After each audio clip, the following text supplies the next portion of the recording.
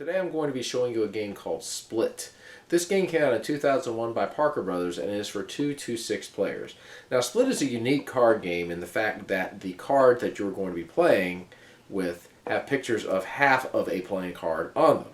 What you're going to be doing is you're going to be trying to match these cards up on the table, and there's a few ways that you can do this. What you're going to be doing is you're going to be trying to match them and trying to score points, and you're also going to be able to steal some of your opponent's cards to try to score more points and actually cost them points as well. This is a rather unique game. It's a strategy game of sorts. I will show you how it works. Okay, everybody, let me go ahead and show you the cards really quick. I dealt out for a two-player game. There's 9 cards on each side, and these are the cards right here.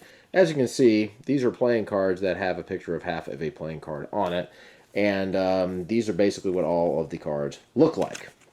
Now, what you're going to be doing in the game is you're going to be trying to match those cards up with themselves, and there's a number of ways that you can do this.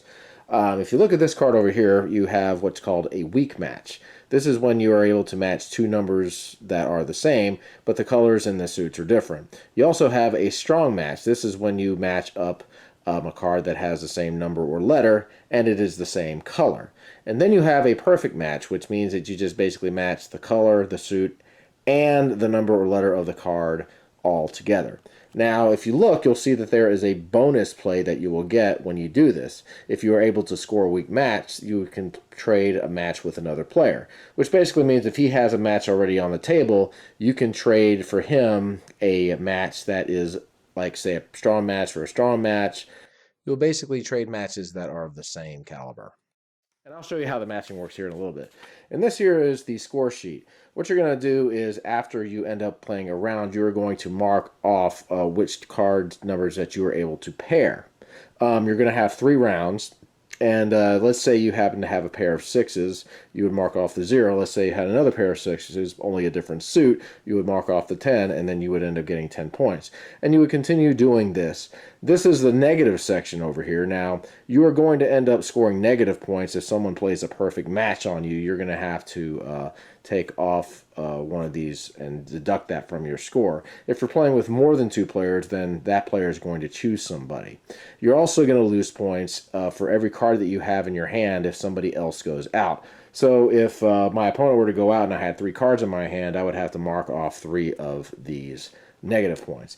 And at the end of the game, what you're going to do is you're going to total these and these together, and that will be the total, and whoever ends up with the highest total is going to win the game. So let me go ahead and show you how the gameplay works. Right now I've got some cards here in my hand, and I'm just looking to see if I have any matches. Now I can either lay the matches down on the table, or I can save them for a later time. So for example, let's say I've got these 2 jacks over here. These jacks count as a weak match because they're like this, so I will go ahead and lay these down here in the table. Now, I will get my bonus move, which means I will be able to trade matches with another player, which I cannot do right now, so I will continue going. So I'll continue looking in my hand, and I also have a pair of 6s. So I'll go ahead and I'll play these 6s, and this happens to be a strong match. So I'll go ahead and I'll place these down, and I will take my bonus move, which in this case I will draw a card. So now I can go ahead and add this to my hand and see if there's anything else that I can do. Right now I don't see anything else that I can do, so I'm going to go ahead and discard a card. So let's just say I decide to discard the queen.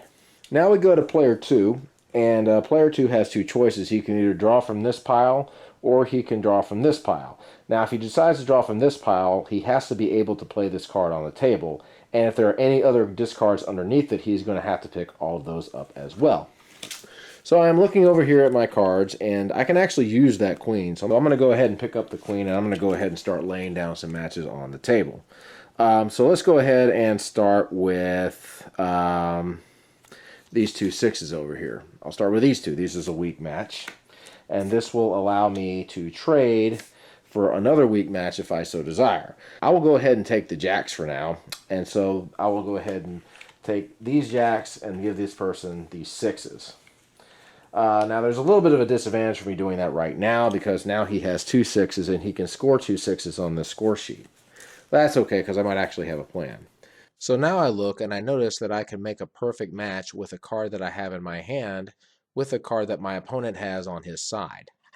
So what I can do is I can just simply take this card and do like this, and that will make a perfect match. Now, a couple of things to note is that you are allowed to use your opponent's cards and your cards together to make matches. One thing you need to remember is that you cannot downgrade the matches. So, for example, you can't turn a strong match into a weak match. The match always has to get upgraded to the next level. Since I already went ahead and made a perfect match, first of all, the person that owns the cards is going to take the unused ones and put them back in their hand. And since I went ahead and scored a perfect match, my opponent is going to have to knock off this 0 in the negative. So the next time it'll go to 5. So I'll continue looking at my hand, and I have a couple of queens I can put down. I've got these two, and this will make a strong match. So I'll go ahead and put these down like so, and then I will draw a card because that is my bonus move. So I'll look, and now I've drawn a king. And look at here, I made another perfect match. So I'm going to go ahead and lay this down on the table. And now my opponent is going to have to knock off another negative right over there. And basically, gameplay is going to continue on like this until one person ends up discarding his last card. And when he discards his last card, they will go ahead and tally up the scores for the round. Let's just say, for example, these are the cards that I had. I would go ahead and score for the jack, score 1 for the king, and score 1 for the queen here. And then my opponent would score 1 for 6s down here. And then that would end the round, and then we would go ahead and play 2 more rounds. And then we would just simply total up everything, and whoever ends up with the highest total will win the game. And of course, if you end up pairing cards with the same number or with the same letter, you will just simply go to the next column and mark off that number. This is a way that you can score higher points. What are my thoughts on this game? Well, I tell you what, I would give this game a solid 6 pretty easily, and probably even a little bit higher. This is a game that actually has some strategy involved in it, because number one, you've got to decide when you're going to put your cards down. If you end up putting your cards down too early, somebody else could go ahead and steal them and use them to make perfect matches, and that could deduct your score. On the other hand, if you wait and your opponent ends up going down, that's going to count against you. So you really kind of have to figure out a way to balance when you're going to put cards down and when you're going to hold on to them. It's a lot like canasta in that way, if you've ever played canasta. Sometimes you're going to hold on to the cards as long as you can, just go out all of a sudden. But then if you end up getting busted, you're going to lose a lot of points. So this game kind of has that little balance in there that you have to figure out. The instructions are not that long, and they're pretty basic. But once you start actually playing the game a little bit, it's a game that you can easily get into. This is a game my wife play. We don't play this game that much just simply because we have so many games. But this is a game we pull out on occasion. It's one that we always enjoy. It's just a fun little game if you like games that involve strategy, and it's a card game. And it's fairly easy to learn too.